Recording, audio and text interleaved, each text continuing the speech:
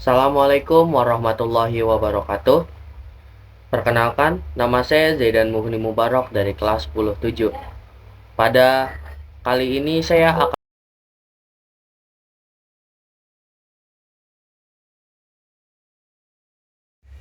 selanjutnya ada penjelasan mengenai Bank Sentral Indonesia, yaitu Bank Indonesia. Bank Sentral adalah sebuah lembaga yang bertanggung jawab untuk melaksanakan kebijakan mengenai keuangan dan menjaga stabilitas keuangan suatu negara. Sejarah berdirinya Bank Sentral Indonesia. Pada tanggal 24 Januari 1828, The Javas Bank didirikan oleh Belanda untuk memudahkan transaksi antar pedagang. Pada saat penjajahan Jepang di tahun 1942, The Javas Bank ditutup oleh Jepang. Namun pada tahun 1945, Jepang menyerah kepada sekutu dan Indonesia berhasil merdeka. Pemerintah mendirikan Yayasan Pusat Bank Indonesia pada tanggal 19 Oktober 1945. Pada tahun 1946, yayasan ini dilebur menjadi BNI, Bank Negara Indonesia. Kemudian pada tahun 1949, pemerintah Indonesia dan Belanda mengadakan KMB, dan Belanda secara resmi mengakui kedaulatan NKRI. Di tahun 1961, The Javas Bank dinasionalisasikan sehingga sepenuhnya menjadi milik pemerintah Indonesia. Pada tahun 1953, The Javas Bank berubah nama menjadi Bank Indonesia dan ditetapkan sebagai bank sentral di negara Indonesia saat ini yang biasa kita kenal sebagai BI. Tujuan dari Bank Sentral Indonesia adalah untuk mencapai serta memelihara kestabilan dari nilai rupiah. Bank Sentral Indonesia juga memiliki tujuan yaitu menjaga inflasi, yakni kestabilan terhadap harga barang dan jasa, serta menjaga nilai kurs, yaitu kestabilan terhadap mata uang negara lain. Bank Indonesia memiliki tugas dan wewenangnya. Tugas yang pertama, menetapkan dan melaksanakan kebijakan moneter. Wewenang yang dilakukan yaitu menjual dan membeli surat berharga pemerintah, menentukan tingkat diskonto, pengaturan cadangan wajib minimum, pengaturan kredit. Tugas yang kedua yaitu mengatur dan menjaga kelancaran pada sistem pembayaran. Wewenang yang dilakukan yaitu membuat aturan, standar, dan prosedur dalam peredaran mata uang. Tugas yang ketiga yaitu stabilitas sistem keuangan. Wewenang yang dilakukan yakni mengawasi kegiatan lembaga keuangan, mengakses informasi mengenai stabilitas keuangan, dan LOLR atau Lender of the Last Resort. Fungsi utama dari Bank Sentral Indonesia yaitu 1. Menjaga stabilitas moneter, 2. Meregulasi dan mengawasi kinerja perbankan, 3. Memelihara serta mengawasi kelancaran pada sistem pembayaran, 4. Mengakses informasi dan melaporkan pihak-pihak yang diduga mengancam kestabilan pada moneter, 5. Sebagai Lender of the Last Resort atau LOLR atau juga biasa disebut sumber pinjaman terakhir. Sistem pembayaran. Sistem pembayaran adalah seperangkat aturan dan mekanisme yang digunakan dalam kegiatan pemindahan uang dari satu pihak ke pihak yang lain. Komponen sistem pembayaran. 1. Alat pembayaran tunai dan non-tunai. Kedua, sistem transfer dana antar bank atau pemindahan dana dari satu bank ke bank yang lainnya. 3. Lembaga pihak penyelenggara. 4. Saluran pembayaran media pemindahan dana. Risiko pada sistem pembayaran. 1. Risiko operasional. Risiko ini terjadi karena adanya kegagalan atau kekeliruan terkait pengelolaan. 2. Risiko kredit.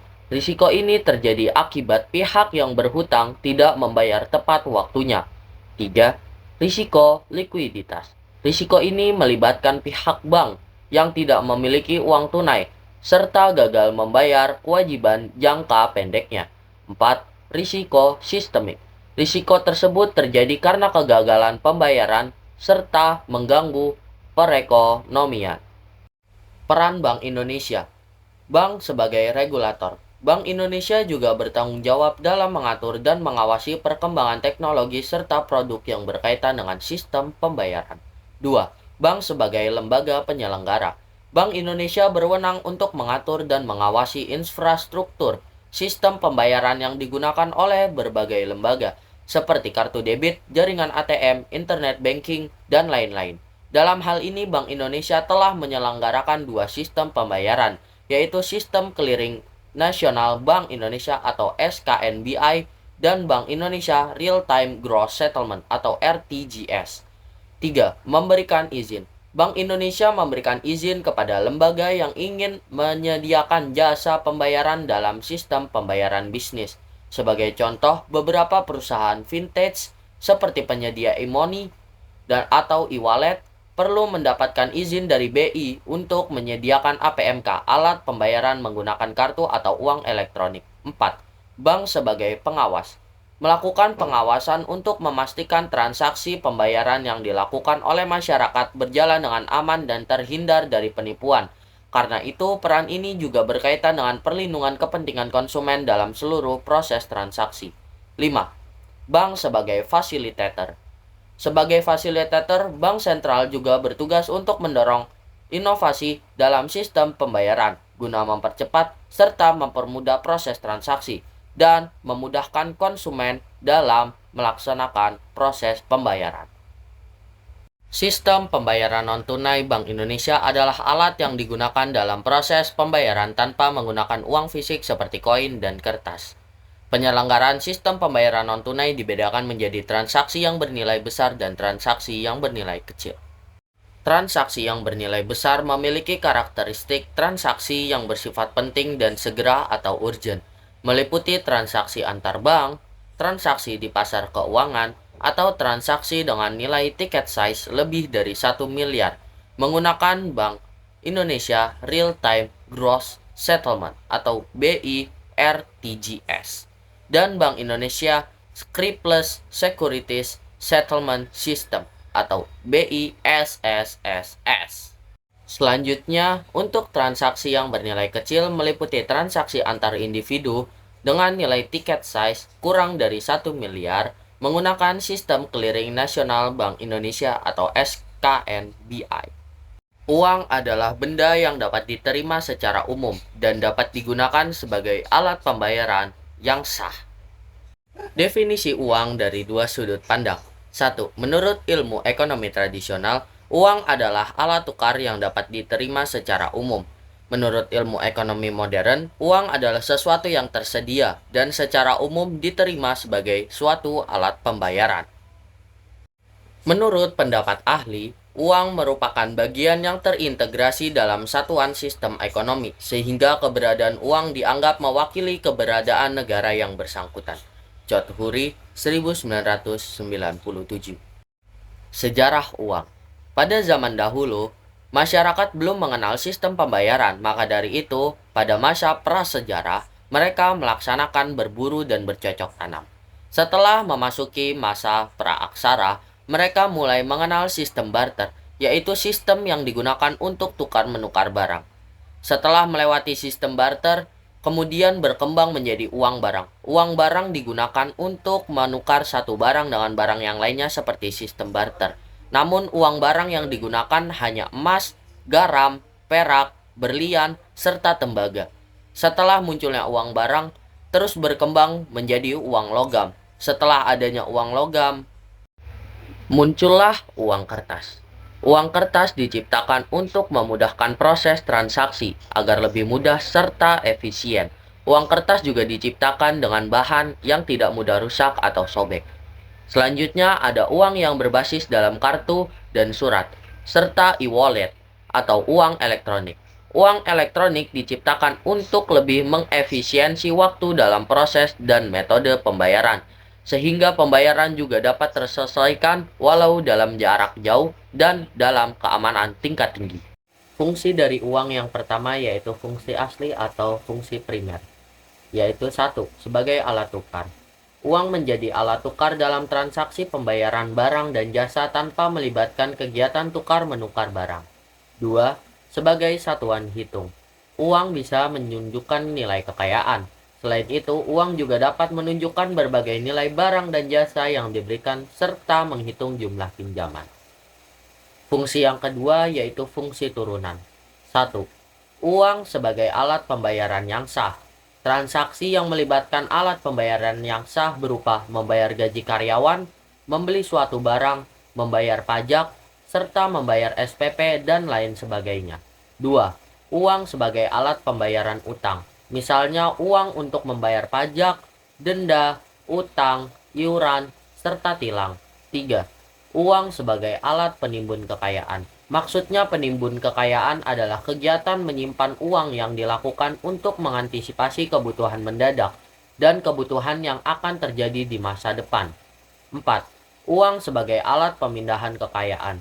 Pemindahan kekayaan ini maksudnya adalah kekayaan yang pindah akibat pemberian warisan dari orang tua kepada anaknya ataupun lain sebagainya.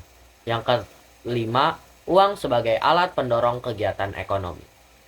Uang adalah modal usaha dalam bentuk dapat diinvestasikan untuk mendirikan perusahaan atau badan-badan usaha. Selanjutnya ada jenis-jenis uang. Yang pertama jenis berdasarkan lembaga yang mengeluarkan. 1. Uang kartal. Uang kartal merupakan uang yang dikeluarkan langsung oleh Bank Indonesia berupa uang kertas serta uang logam.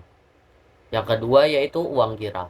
Uang giral adalah uang yang dikeluarkan oleh bank-bank umum seperti BCA, BNI, Mandiri, dan lain-lain berupa surat-surat berharga, contohnya cek dan biljet giro. Yang selanjutnya ada jenis uang berdasarkan bahan pembuatan. 1. Uang kertas. Uang kertas merupakan uang yang berasal dari serat kapas yang dipintal secara langsung serta membutuhkan waktu yang cukup lama agar tahan lama.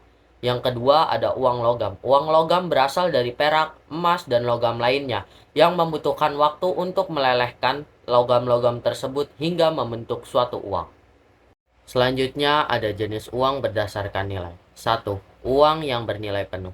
Maksudnya adalah uang apabila bahan dasarnya berharga sama dengan nominalnya, maka dikatakan dengan uang yang bernilai penuh seperti uang logam. Yang kedua, uang yang tidak bernilai penuh. Maksudnya adalah bahan dasar pembuatan uang tersebut lebih kecil daripada nominal asli uang tersebut. Sebut saja uang kertas. Selanjutnya ada jenis uang berdasarkan negara yang mengeluarkan. 1. Uang dalam negeri. Uang dalam negeri adalah uang yang dikeluarkan oleh negara yang bersangkutan, seperti Indonesia misalnya. Uang yang dikeluarkan oleh Bank Indonesia adalah uang rupiah. Yang kedua adalah uang luar negeri. Uang luar negeri adalah uang milik negara lain yang beredar dalam suatu negara. Contohnya euro di Eropa, dolar Amerika Serikat, dinar Kuwait, dan lain-lain. Yang terakhir yaitu jenis uang berbasis elektronik. 1. Uang elektronik. Uang elektronik yang pertama yaitu berbasis chip. Nilai uang yang disimpan dalam media elektronik berupa kartu dan dapat digunakan sebagai alat pembayaran seperti kartu debit serta kartu kredit. Yang kedua, uang elektronik berbasis server. Uang elektronik ini adalah uang yang disimpan melalui media penyimpan berbasis server yang digunakan dalam transaksi secara online melalui aplikasi pada smartphone seperti Dana, GoPay, OVO, ShopeePay, dan lain sebagainya.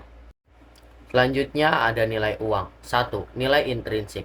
Nilai intrinsik merupakan nilai bahan pembuat uang seperti kertas ataupun logam. Yang kedua adalah nilai nominal. Nilai nominal adalah nilai yang tertera pada uang seperti 500, 1000, 100.000, dan lain sebagainya. Yang ketiga adalah nilai internal atau nilai real. Nilai real adalah nilai uang apabila ditukar dengan suatu barang atau suatu jasa. Yang keempat dan yang terakhir yaitu nilai eksternal. Nilai eksternal adalah nilai uang ketika ditukar dengan mata uang asing seperti dolar Amerika Serikat, di mana 1 dolar setara dengan 14.000 rupiah. Syarat-syarat mata uang atau yang biasa saya singkat sebagai PADUS. 1. Portable. Uang harus mudah dibawa, harus mudah dipindahkan dari satu tangan ke tangan yang lainnya. Yang kedua yaitu acceptability. Uang harus diterima secara umum, yakni kegunaannya harus diterima sebagai alat tukar menukar, penimbun kekayaan, ataupun pembayaran utang.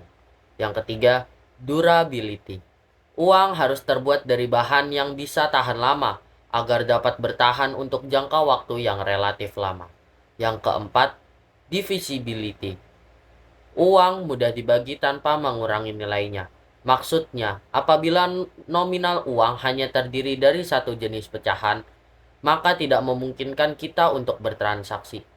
Bayangkan, jika ada harga baju senilai 70.000, namun hanya ada satu pecahan nominal yaitu 100.000, maka akan susah untuk mengembalikan kembaliannya karena hanya ada satu pecahan yaitu uang 100.000.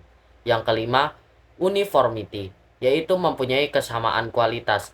Logam dengan logam juga harus mempunyai kesamaan kualitas. Dan uang kertas yang satu dengan uang kertas yang satu harus mempunyai kualitas yang sama. Yang keenam, stability of value, yaitu memiliki nilai yang cenderung stabil dari waktu ke waktu atau tidak fluktuatif. Standar mata uang. 1. Standar logam.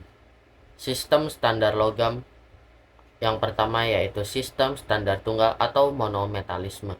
Monometalisme adalah suatu sistem di mana emas digunakan sebagai standar keuangan suatu negara. Yang kedua yaitu sistem standar kembar atau bimetalisme. Bimetalisme adalah suatu sistem di mana uang emas dan perak dipakai sebagai keuangan negara. Yang ketiga yaitu sistem standar pincang.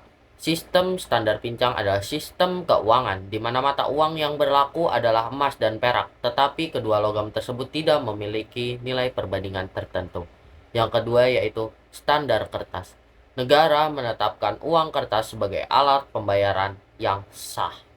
Unsur pengaman rupiah.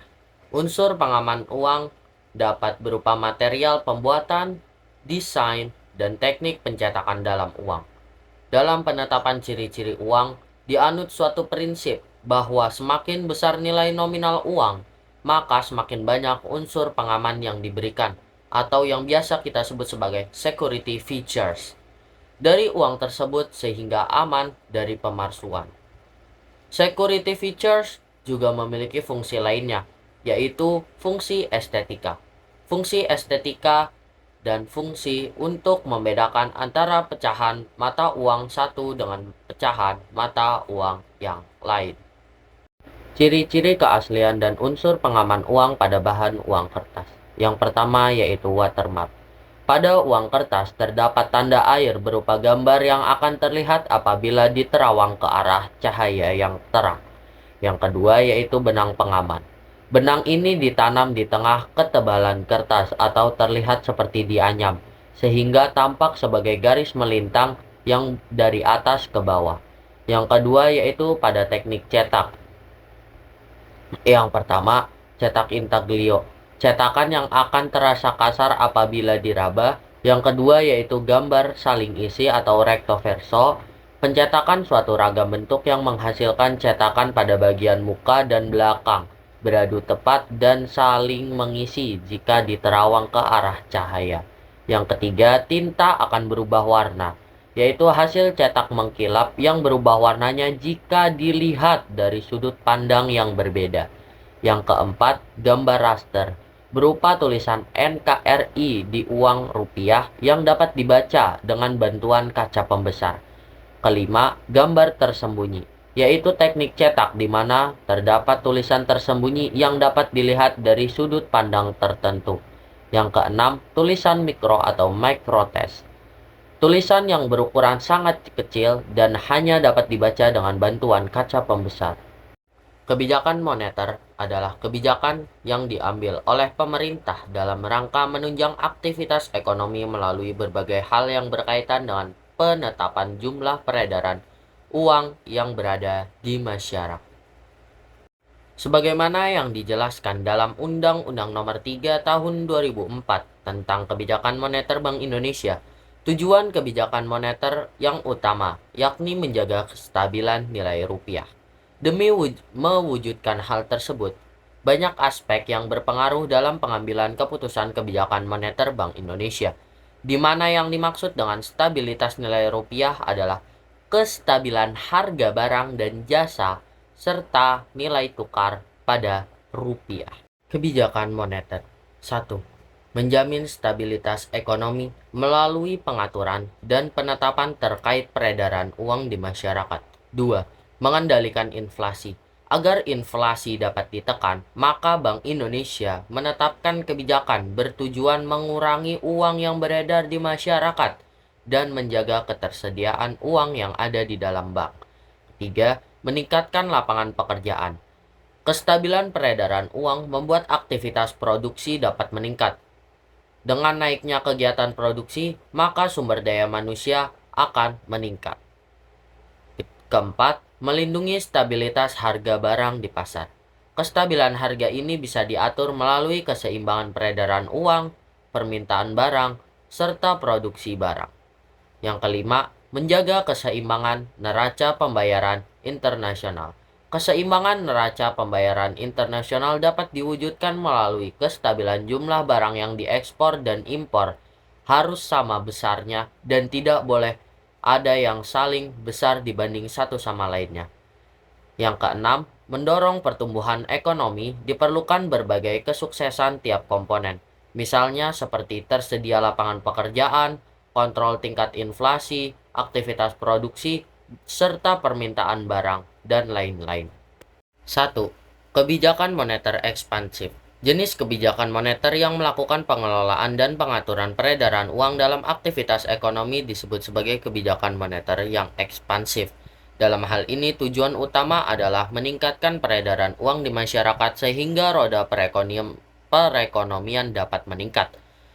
Wujud dari kebijakan moneter ini melalui peningkatan pembelian sekuritas pemerintah oleh Bank Indonesia, penurunan suku bunga, menurunkan persyaratan cadangan untuk bank, dan dampak dari kebijakan ini tak hanya merangsang kegiatan bisnis atau daya beli konsumen, tetapi juga mengurangi tingkat pengangguran.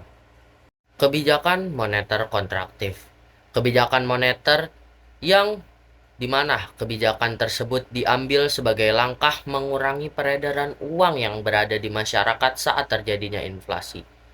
Diwujudkan melalui penjualan obligasi pemerintah, peningkatan suku bunga bank, dan meningkatkan persyaratan cadangan pada bank. Instrumen kebijakan moneter. 1. Kebijakan diskonto. Kebijakan diskonto adalah kebijakan yang harus dilakukan ketika peredaran uang harus ditingkatkan. Maka Bank Indonesia menurunkan suku bunga pinjaman. Jika suku bunga kredit bank dinaikkan ketika peredaran, maka uang harus dikurangi. 2. Operasi pasar terbuka. Saat Bank Indonesia ingin mengurangi peredaran uang, maka pemerintah harus menjual surat berharga. Sebaliknya, ketika peredaran uang harus ditingkatkan, maka pemerintah harus membeli surat berharga. Ketiga, kebijakan rasio cadangan wajib. Yang dimaksud cadangan wajib di sini adalah Bank Indonesia mengurangi cadangan kas untuk uang bank.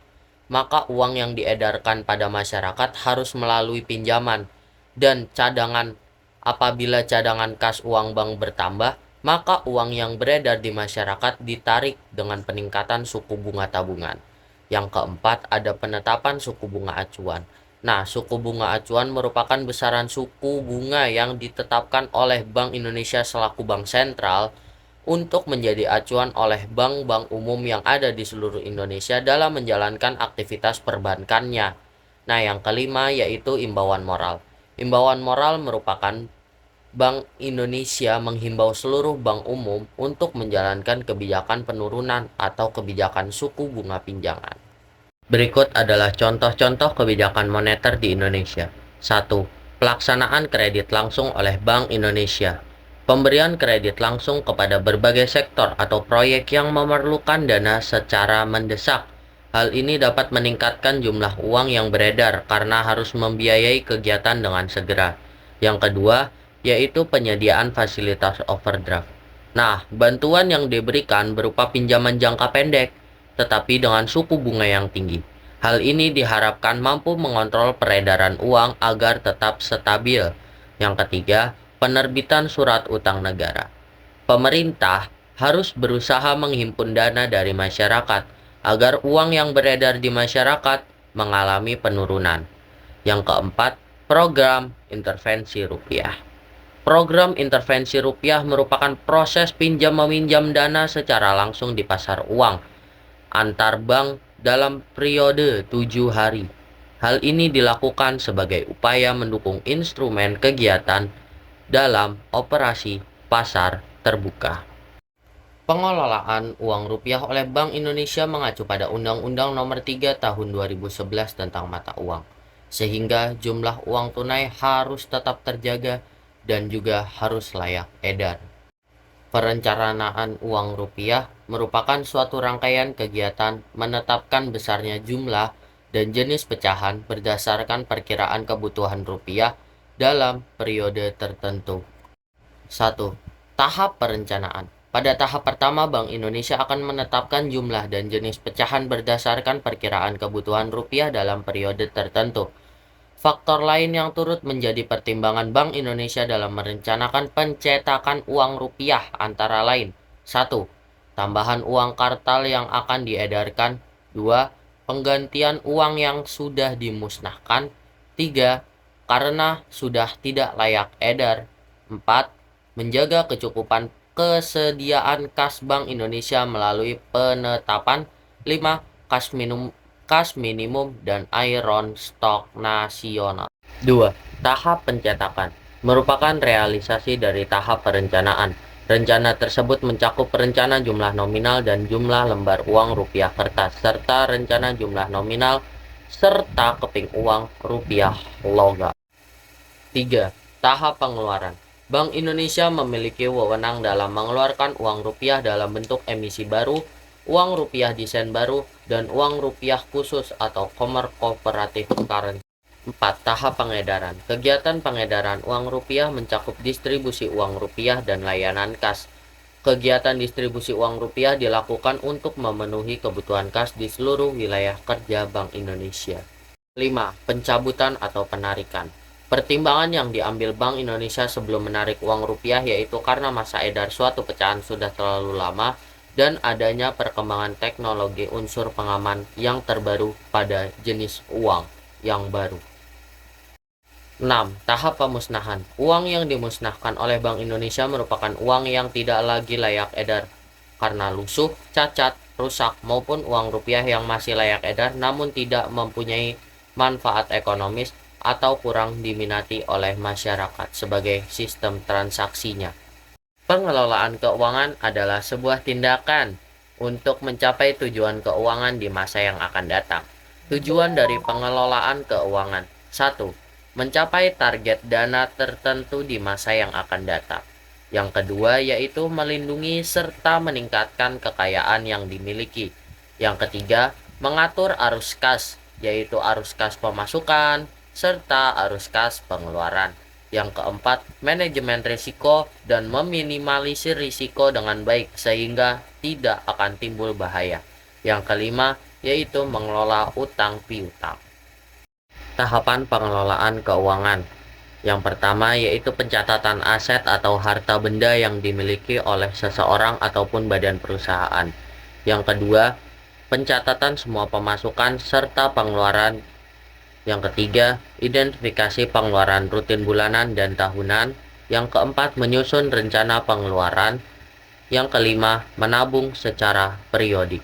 Yang keenam, perencanaan program untuk masa depan. Yang ketujuh, menabung secara periodik untuk masa yang akan datang. Alat pembayaran non-tunai merupakan alat pembayaran yang tidak memakai uang kartal atau uang kertas atau juga uang logam dalam sistem transaksinya. Kelebihan alat pembayaran non-tunai yaitu memberikan kemudahan penggunanya dalam: 1. Lebih praktis karena tidak perlu membawa uang tunai maupun mengambil uang tunai di ATM. Yang kedua yaitu aman melakukan transaksi dalam nominal yang besar. Kekurangan pada sistem alat pembayaran non-tunai: 1. Tidak dapat digunakan di semua toko. Yang kedua yaitu keterbatasan sinyal internet. Yang ketiga, terkadang membuat penggunanya lebih boros untuk mengeluarkan lebih banyak uang karena memiliki akses yang lebih mudah dalam melakukan transaksinya. Alat pembayaran non-tunai yang berbasis kartu: 1. Kartu uang elektronik. 2. Kartu debit atau kartu ATM. Yang ketiga yaitu kartu kredit. Sedangkan yang berbasis elektronik yaitu mobile banking, aplikasi e-wallet, serta kartu kredit online. Selanjutnya, berbasis kertas, yaitu cek, bilet giro, nota kredit, serta nota debit. Usai sudah presentasi dari saya Zaidan Mughni Mubarok kelas 10-7 di SMAN 7 Depok. Terima kasih telah menonton, serta semoga ilmu yang saya sampaikan dapat bermanfaat bagi teman-teman semua. Terima kasih. Wassalamualaikum warahmatullahi wabarakatuh.